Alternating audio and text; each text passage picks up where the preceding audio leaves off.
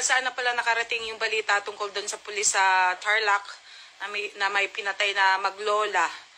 So, tinatanong lahat, ano daw ang pakiramdam ko? Ano daw masasabi ko? Well, based on kung ano yung nakita ko na dyan, puro sila against doon sa ginawa ng pulis.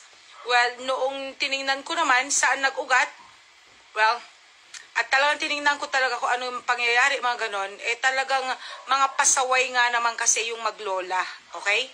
Lalong-lalo na nung lumapit yung anak at sinabi na, my father is a policeman. So, meaning to say, mas alam nung bata na dapat igalang ang pulis, okay?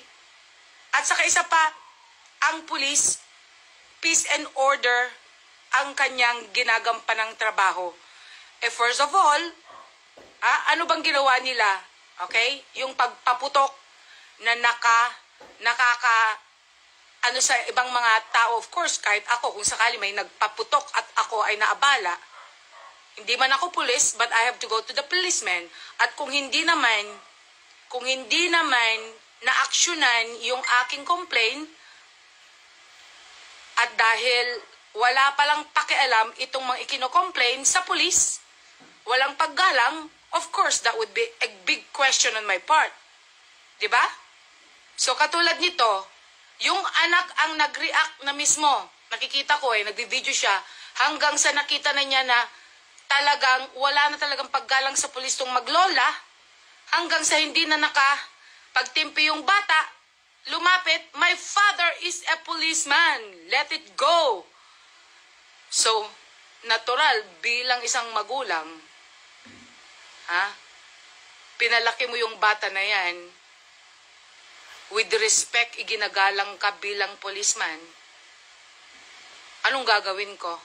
Hayaan ko na lang ba na babastusin yung trabaho ko? Babastusin yung ginagampanan kong katungkulan bilang pulis?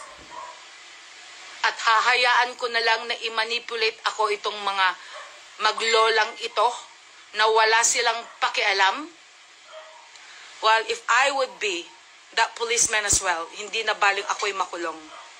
Ayaw ko lang na mapahiya at mawalan ng dignidad yung trabaho ko bilang pulis na nagme-maintain ng peace and order.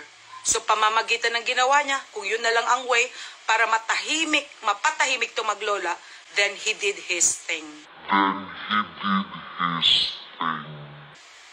That's what I think.